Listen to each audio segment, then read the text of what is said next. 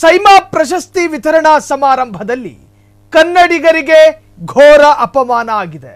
ಅರ್ಥಾತ್ ಕನ್ನಡದ ಸ್ವಾಭಿಮಾನಕ್ಕೆ, ಕನ್ನಡದ ಸಿನಿಮಾ ರಂಗಕ್ಕೆ ಅತ್ಯಂತ ದೊಡ್ಡ ಮಟ್ಟಗಿನ ಕನ್ನಡದ ಕಲಾವಿದರಿಗೆ ಅವಮಾನ. ಬೇಕಂತಲೇ ಕನ್ನಡಿಗರಿಗೆ ಕೊನೆಯಲ್ಲಿ ಸೈಮಾ ಪ್ರಶಸ್ತಿ ವಿತರಣೆ. ವೇದಿಕೆಯಲ್ಲೇ ಆಯೋಜಕರಿಗೆ ದುನಿಯಾ ವಿಜಯ್ ಖಡಕ್ ಎಚ್ಚರಿಕೆಯನ್ನು ಕೊಟ್ಟಿದ್ದಾರೆ.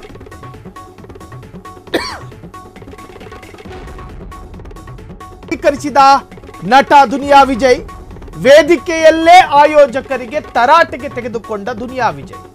ಪ್ರತಿ ಬಾರಿಯೂ ಇದೇ ರೀತಿಯಾಗುತ್ತಾ ಇರುತ್ತೆ, ಒಂದೆರಡು ಬಾರಿಯಲ್ಲ. ಕೊನೆಗೆ ಪ್ರಶಸ್ತಿ ಕೊಡೋ ಉದ್ದೇಶ ಏನು? ಎಲ್ಲರೂ ಇದ್ದಾಗಲೇ ಕನ್ನಡಿಗರಿಗೂ ಕರೆದು ಅವಾರ್ಡ್ ಕೊಡಬೇಕಲ್ಲ. ವೇದಿಕೆಯ ಮೇಲೆಯೇ ಗರಂ ಆದ ನಟ ದುನಿಯಾ ವಿಜಯ್. ಈ ಕೆಲಸವನ್ನ ಸ್ಯಾಂಡಲ್ವುಡ್ ಯಾವತ್ತೋ ಮಾಡಬೇಕಿತ್ತು. ಸೈಮಾ ದಕ್ಷಿಣ ಭಾರತದ ಚಿತ್ರರಂಗಕ್ಕೆ ಮೀಸಲಾದ ಕಾರ್ಯಕ್ರಮ.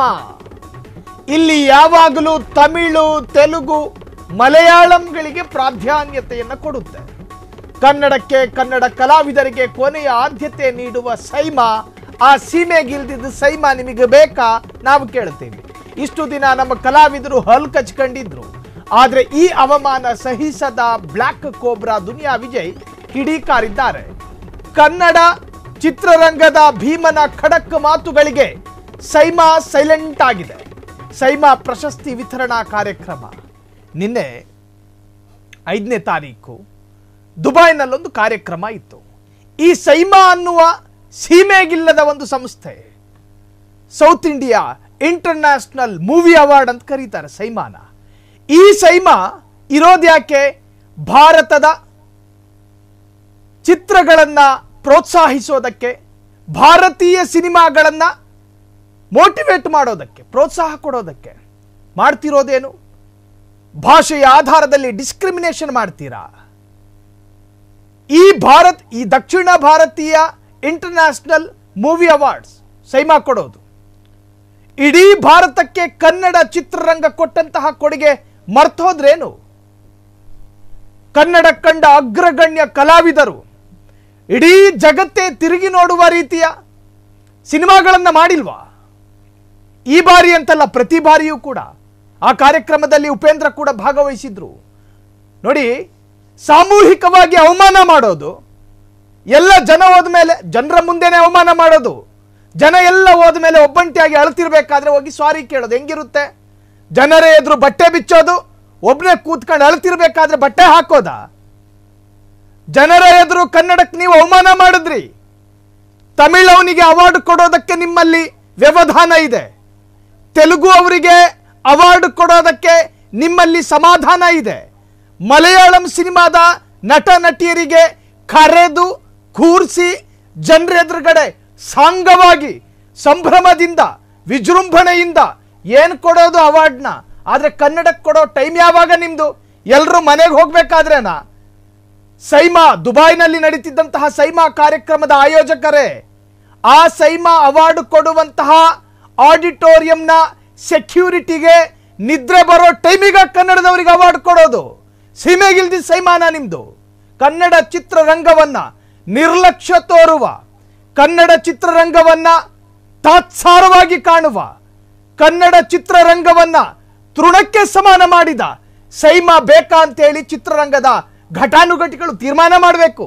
ಕೇವಲ ಒಬ್ಬ ಸಾಮಾನ್ಯ ದುನಿಯಾ ವಿಜಯ್ ತೀರ್ಮಾನ ಮಾಡ್ಕೊಂಡ್ರೆ ಸಾಲದು. ಉಪೇಂದ್ರ ಸಹಿಸಿಕೊಂಡಂತೆ, ದರ್ಶನ್ ಸಹಿಸಿಕೊಂಡಂತೆ ಕೋಬ್ರಾ ಸಹಿಸಿಕೊಳ್ಳಲಿಲ್ಲ. ಇನ್ನೆಷ್ಟು ದಿನ ಅಂತ ತಾಳಿಕೊಂಡು ಇರೋದು? ಬಗ್ಗದಷ್ಟು ನಿಮ್ಮ ಬೆನ್ನ ಮೇಲೆ ಭಾರ ಹಾಕ್ತಾರೆ. ಭಾಷೆಯ ಆಧಾರದಲ್ಲಿ ಡಿಸ್ಕ್ರಿಮಿನೇಷನ್ ಒಪ್ಪಿತ ಅಲ್ಲ. ಭಾಷೆಯ ಆಧಾರದಲ್ಲಿ ತಾರತಮ್ಯ ಸಮ್ಮತ ಅಲ್ಲ.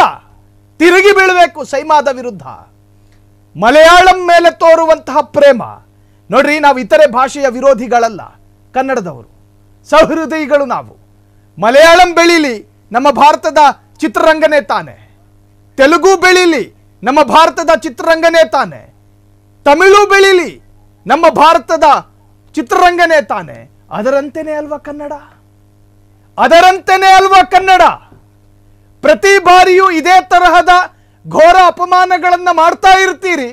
ಅದನ್ನ ಅನುಭವಿಸಿಕೊಂಡು ಸದಾಕಾಲ ಸಹಿಸಿಕೊಳ್ಳುವ ಮನಸ್ಥಿತಿಯ ದೌರ್ಬಲ್ಯ ಇರೋರ ನಾವು ಕನ್ನಡಿಗರು. ಅದೇ ಸ್ಟೇಜ್ನಲ್ಲಿ ಗುಡುಗುದ್ರು ದುನಿಯಾ ವಿಜಯ್, ಜೆಂಟಲ್ ಮ್ಯಾನ್ ಆತ. ಅದೇ ಸ್ಟೇಜ್ನಲ್ಲಿ ಆತ ಈ ಹಿಂದೆ ಭೀಮಾ ಅನ್ನೋ ಸಿನಿಮಾ ಮಾಡಿದ್ದ. ಅತ್ಯುತ್ತಮ ನಟ ಅನ್ನೋ ಪ್ರಶಸ್ತಿಯನ್ನ ಕೊಡುವಂತಹ ಸಮಯ ಬಂತು. ಆ ಸಂದರ್ಭದಲ್ಲಿ ದುನಿಯಾ ವಿಜಯ್ ಸ್ಟೇಜಿಗೆ ಹೋಗ್ತಾರೆ. ಆ ಪ್ರಶಸ್ತಿಯನ್ನ ಕಂಡು ಚಪ್ಪಾಳೆ ತಟ್ಟೋದಕ್ಕೆ ತಮಿಳು ಸಿನಿಮಾದ ನಟ ನಟಿಯರಲ್ಲಿ ಇರಲಿಲ್ಲ, ತೆಲುಗು ಸಿನಿಮಾದ ನಟ ನಟಿಯರಲ್ಲಿ ಇರಲಿಲ್ಲ. ಕನ್ನಡದ ಚಿತ್ರನಟನಿಗೆ ಆಗುವ ಬಹುದೊಡ್ಡ ಸಂಭ್ರಮವನ್ನು ನೋಡೋದಕ್ಕೆ ಯಾರೊಬ್ಬ ನಟ ನಟಿಯರು ಅಲ್ಲಿಲ್ಲ. ಬೇರೆ ಭಾಷಿಕರು, ಬೇರೆ ಭಾಷಿಕರಿಗೆ ನೀವು ಶಾಲು ಹೊದಿಸೋದನ್ನ, ಬೇರೆ ಭಾಷಿಕರಿಗೆ ನೀವು ಆ ತಾಮ್ರದ ಹಿತ್ತಾಳೆದು ಅವಾರ್ಡ್ ಕೊಡೋದನ್ನ ನೋಡೋದಕ್ಕೆ ಕನ್ನಡಿಗನ ಕಣ್ಣುಗಳು ಬೇಕು. ಕನ್ನಡಿಗನಿಗೆ ಸನ್ಮಾನ ಮಾಡೋದಕ್ಕೆ ಬೇರೆ ಭಾಷಿಕರ ಕಣ್ಣುಗಳು ಬೇಡವಾ? ಅನುಪಸ್ಥಿತಿಯಲ್ಲೇ ಅವಾರ್ಡನ್ನು ಅನುಭವಿಸಿಕೊಂಡು ವೇದನಾಯುಕ್ತ ಮನುಷ್ಯನಾಗಿ ಹೊರಗೆ ಬಂದರು ದುನಿಯಾ ವಿಜಯ್. ನನಗ ಸೀಮೆಗಿಲ್ದಿದ್ದು ಸೈಮಾದ ಅವಾರ್ಡೇ ಬೇಡ ಅಂದ್ರು. ನಾಳೆ ದಿನ ನನ್ನ ಮಗಳಿಗೂ ಸಿಗುವುದಾದರೂ ಕೂಡ ನಾನು ತಗೋಬೇಡ ಅಂತೀನಿ.